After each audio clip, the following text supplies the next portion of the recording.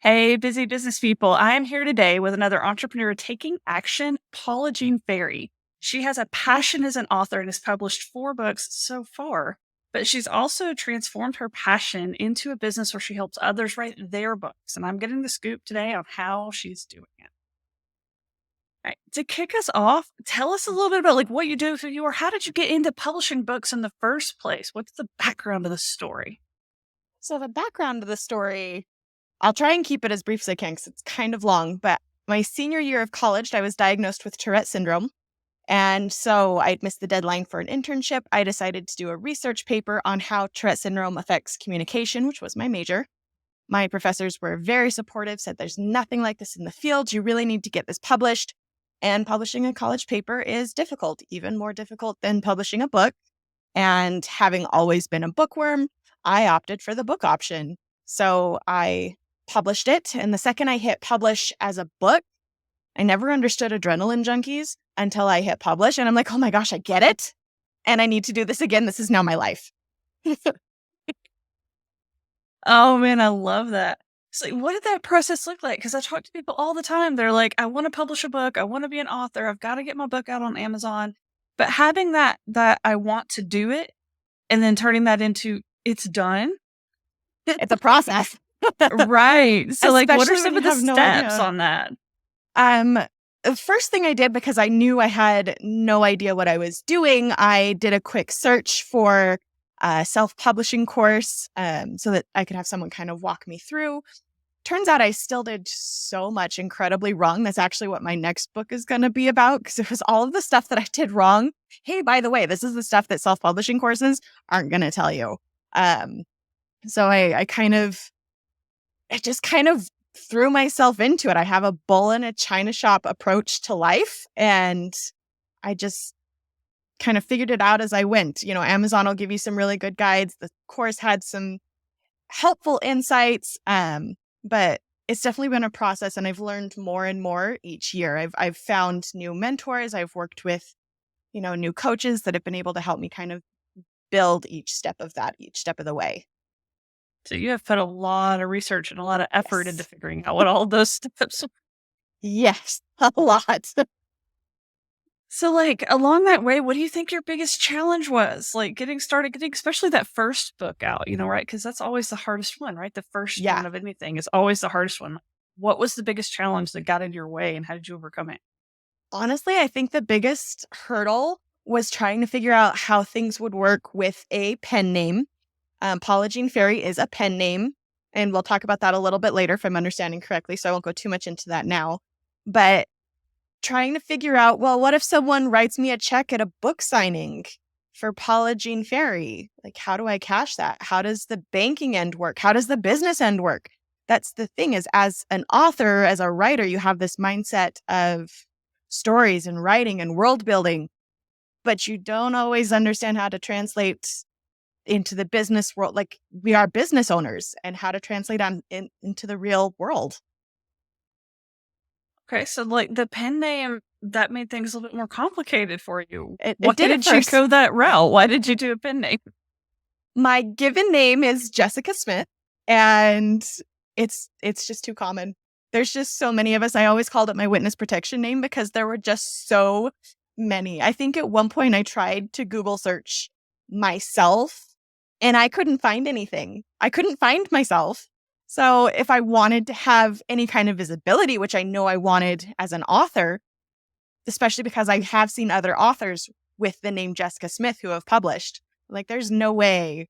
No, I'm not going to deal with that. So I decided to find a pen name, which took a little bit to nail down something that was searchable and visible. If you Google Paula Jean Ferri, I've got the first 4 or 5 pages of Google before it starts looking at other combinations like Paula Ferri or Paula Jean something or another.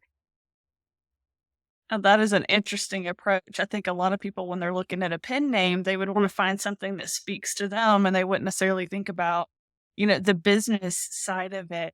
You've got to be Yeah. searchable. They've got to find you on Amazon. They've got to find you on Google. You're putting books out there. That's kind of the point. Right. And I love that approach. Now, you invented a whole new person, Mm-hmm. basically, a whole new name here. how did that play into your books? Like, how did you keep your voice and keep your personality even when you're using a different name in your writing? I feel like I kind of cheated with this. I feel like I've got a little bit of an advantage. I mentioned that I have Tourette syndrome, hence the paper on Tourette syndrome, how it affects communication. For those who don't know, Tourette syndrome means that I make noises and my body moves in ways that I cannot control. And so because they're called tics, these tics have their own personality. They ended up having a name several years before I even considered writing a book, before I was even diagnosed. Like, these noises just have so much personality. You should name them Paula or something. And I said, okay, done. So the Paula was there. And because it still is very much a part of me, like, I don't separate it at all. It's still me. It's still my personality. It's still my brain. So, and I've been a journaler since I was like 8 years old. I already had a very strong voice. Was not interested in changing that. So I feel like I kind of cheated in a way, but it's not entirely a new persona, but it kind of is.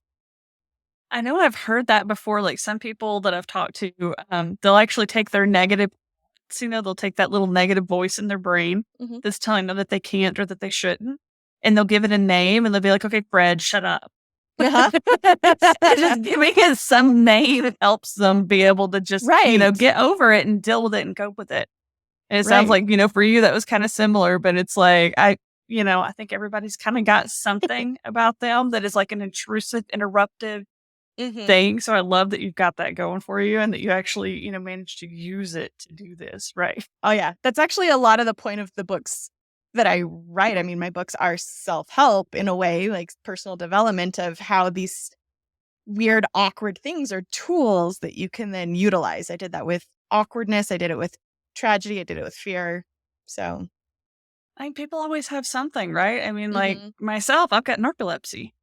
And there was a point in my life where it ruled everything. It became my excuse for being too tired to do things, for sleeping in too late, for, staying up too late. It became my excuse for everything. And then I started realizing that it almost became my superpower, Yeah. because it's like everybody else, when they're tired, they can't function. I'm tired all the time and I have to function. So it's Mhm. like I have built coping mechanisms that nobody else can have. Like I'm here with an energy doing this right now. Most of it came from Java Monster. And I didn't even go to bed till like 3 o'clock this morning. So it's like you build superpowers on the By the back way, that end was of your some thing. Paula. Sorry to interrupt. Right. That's totally cool. So okay, let's talk more about, so you got your book out there, and I noticed that not only do you have 4 of them on Amazon, but you've also managed to get like 4 and 5-star reviews on them, and like you're turning Mhm. this into a business now where you're helping other people. So like once the books are done, you done this next step. How did you get them out there? How did you start promoting them? Did you do anything special to get the reviews? And like when did you decide I want to help other people and I'm gonna turn this into a business? Um, the deciding to turn it into a business was the hitting publish for the first time, and this is now my life, and I have to do it again. I've always been someone who's been incredibly insecure in myself, so I did a lot of personal development, hence why my books have a very personal development side note. Um, and then it just kind of became a question of these people have questions about this. People ask me all the time, well, how did you publish your book? How did you publish your book? I was trying to go this, self-help, personal development coaching route, but I got so many questions that I'm like, okay, let's just make a small pivot. Let's make this the actual business, and then I can do the personal development aspect as more of a friend. It's something that I can do for people with Tourette syndrome who don't necessarily want to pay because they want to put all of their money into finding a cure and making it go away completely. Um, so it was just a small pivot as far as why I decided to take it this route. What was the other half of the question? I talk a lot. How did you like promote your books and stuff? How did you, like, you've got The positive promotion. reviews on there. Did you do anything to get the reviews or did it just happen? There is some work behind it. And I was definitely more diligent about this part with my first one. I kind of slacked off and I'm picking it up again. But when I was getting ready to publish my first book, all I did was really talk about it. People were so excited about it. Oh, that's great. How can I help? And I knew that reviews were important. Reviews determine the visibility. So what I did is I said, hey, if you leave me a review, I'll give you a free copy of the book in advance. It was usually just a digital copy, so I'm not out any money. Because at the time where I was still trying to build, I didn't really have much of a business. I didn't really have much I could offer, but I'm like, you know what? I'll let you read it for free if you promise me to leave a review. Can I hound you about it after? So, and I was able to talk about it in the first one being very Tourette syndrome focused. I talked about it a lot in my Tourette syndrome Facebook groups that I was in. And so when the time came, granted, not 100% of people are going to leave a review. I feel like that's just common. We understand that in business. So I just made sure that I had more people committed, understanding that I would get, maybe half of them. I usually just kind of anticipate 10% as my default. So I always go 10 times more of what I'm actually hoping for. I didn't understand that quite then. I think I just got really lucky with that first book. But ever I think since that's then, how a lot of business happens. It's yeah, like you have kind of an idea and then a lot of luck. And then you yeah, go back and you reverse engineer. Okay, wait, how did that luck actually happen? yeah, How can right, I do it again? I feel like we right, do a lot of what is it they say? You jump out of the plane and you build a parachute on the way down, uh-huh, and then you reverse engineer how you landed safely. That's business. yeah, yeah. And it wasn't until I made that complete shift into a business owner that I really started to do that. With my second book, it was more just kind of I want that rush again. I was excited about that. The third one, I released very quietly. I didn't do much of a launch. And so the third one you'll actually see doesn't have near as many reviews. But I was in the middle of moving. I just undergone some personal trauma.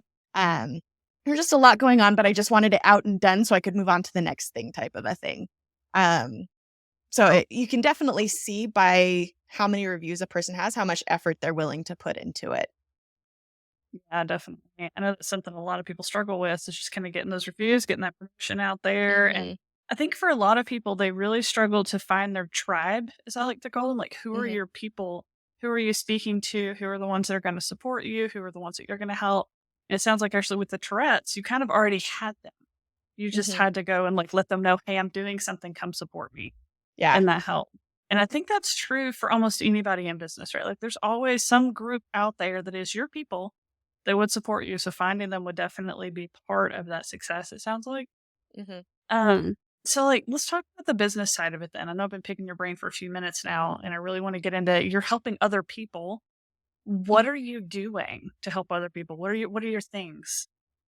So another fun thing about when I was in college, it wasn't strictly a communications degree. I studied a lot about culture and the stories that we tell ourselves and the stories that we tell around us as a culture, in individual relationships. And stories have just always been super important to me. They've been a coping mechanism through different traumas that I've had. Um, and so the more that I write, the more I realize I've overcome a lot of stuff just because I'm able to write things out and process. I saw a therapist for a little bit and then I realized I'm writing just works better for me. No offense to therapists. They're great at what they do. They're super important.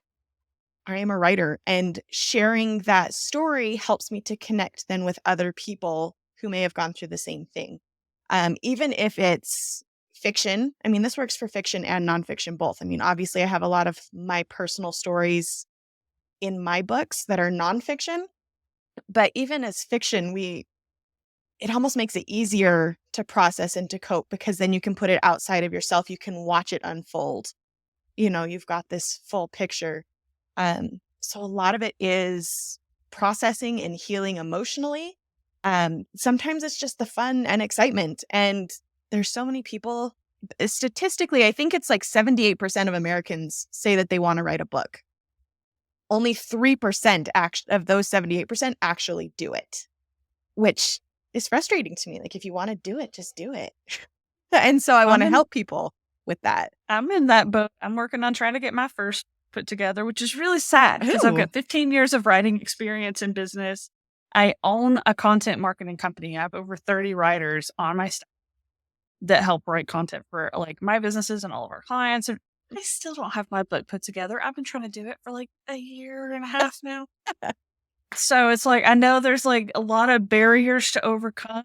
And you said you were doing something. Was it there was a course I have an that you online had? course. My online course is specifically to help writers block. So in those times where you just don't feel like you have inspiration or don't feel like you're creative, for years, I didn't think I was a creative person. I've published 3 books and I didn't think I was creative because, oh, but they're nonfiction. They're not artistically creative, but I have actually created something. So I delved a lot into creativity. And where that kind of comes from and recognizing how common it is was super exciting for me. So my course is called Creating Creativity, but basically what it is how to channel that process to make creation a little bit easier and regardless of what you're trying to create.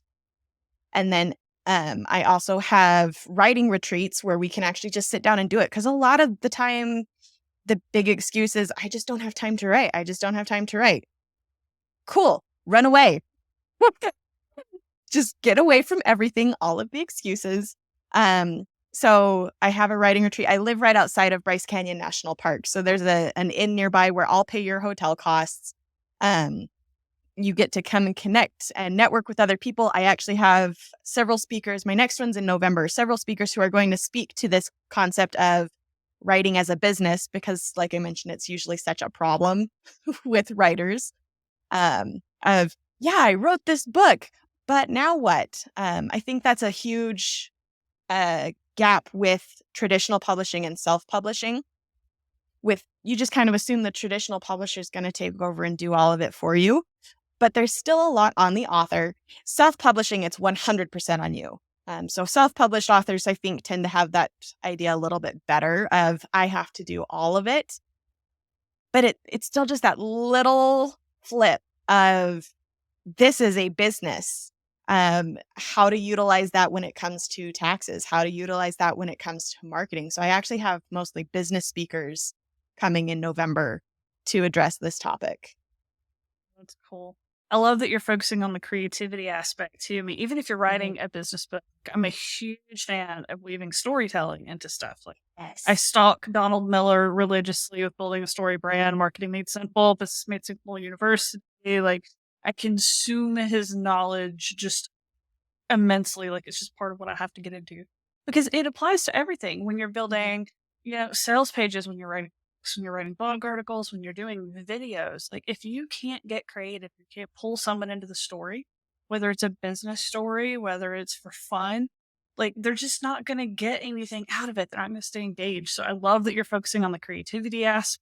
I know a lot of our audience is in the business space and a lot of them are looking to publish books that help position them as experts and authority in their industry. And creativity and storytelling is part of that. Nobody's going to take you seriously if they can't even make it through the pages, if they don't read the book, if it's not like the thing they recommend to everybody they know that is interested in your thing. So I love that. I love the retreats. Man, I can think of so many business owners that like they would just have so much value, even if they didn't get the whole thing written, if they just got it outlined. If they just got their thoughts down to hand off to a ghostwriter from there, like they could just get that much down. Yeah, for sure. Like there would be so much value in that. So, yeah, I'm definitely going to get information on that. And wherever you guys are watching this video, there will be links. So make sure you go check it out because I can see value in doing that. You mentioned also that you had coaching programs. What does that do? How do you help people with the coaching programs? It depends on what aspect they're wanting to look at. A lot of them, I can go both directions, I feel like, where I have the creative authors who just need to be pulled into the business. And I'll just kind of walk them through, okay, this is what you need to be working on. Where are you doing business-wise, this-wise? And kind of pull them into that business direction. Whereas with business people who already have that, I'll help them get the outlining of, okay, what do I do next? How do I get this outlined? What's important to put in? What's just fluff?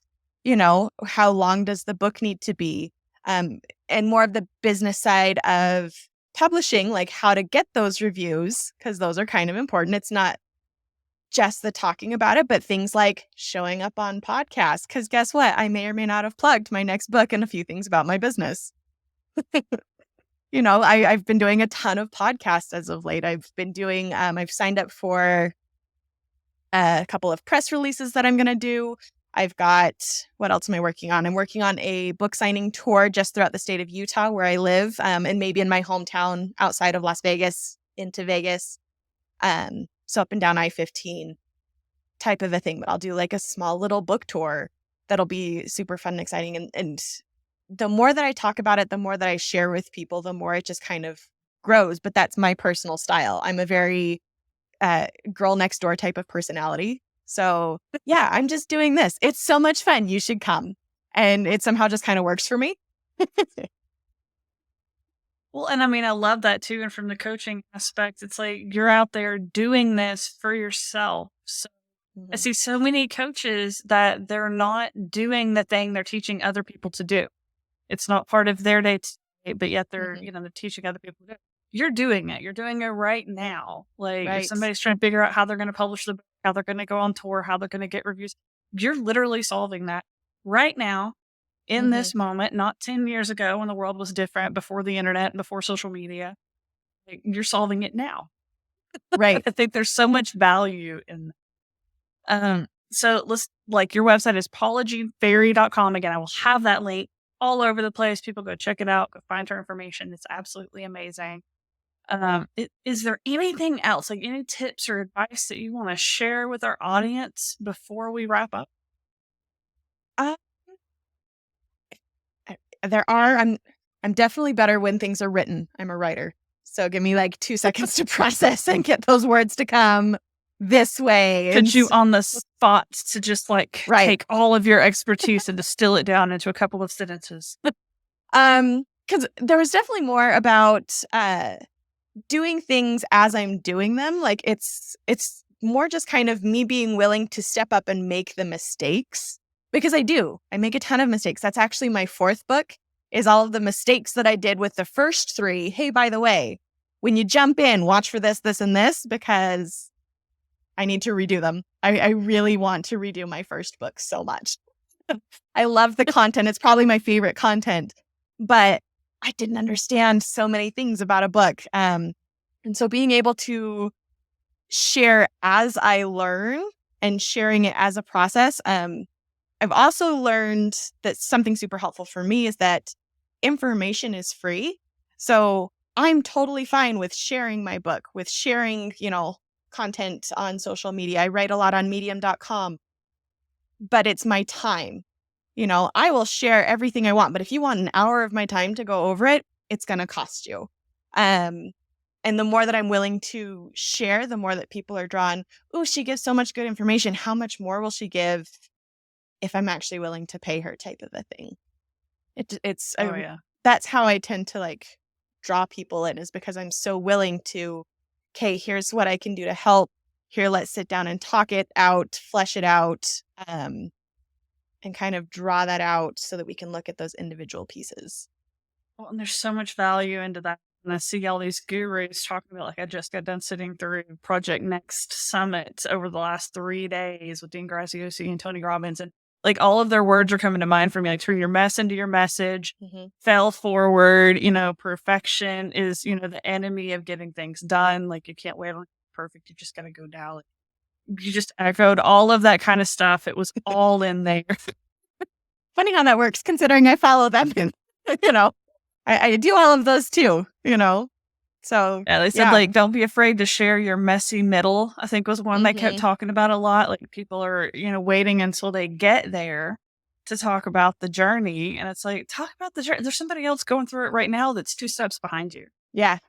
There's somebody else who's sitting here and it's like they're, trying to get their first book out the door and they're 10 steps behind where you are right now. That's the whole point of this whole podcast thing I'm doing.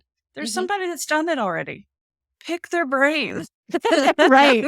I mean, the image that comes to my mind, I mean, I grew up in a very small town. I still live in a small town in the middle of nowhere in Utah.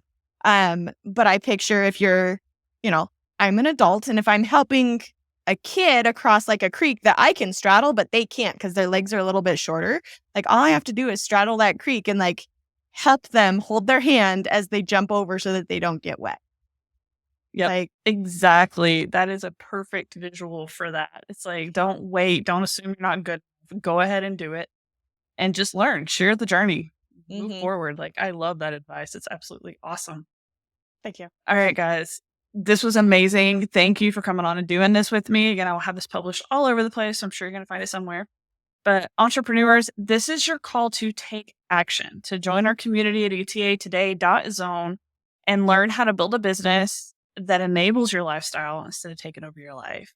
Thank you again for doing this with us, Paula, and we'll see you guys next time.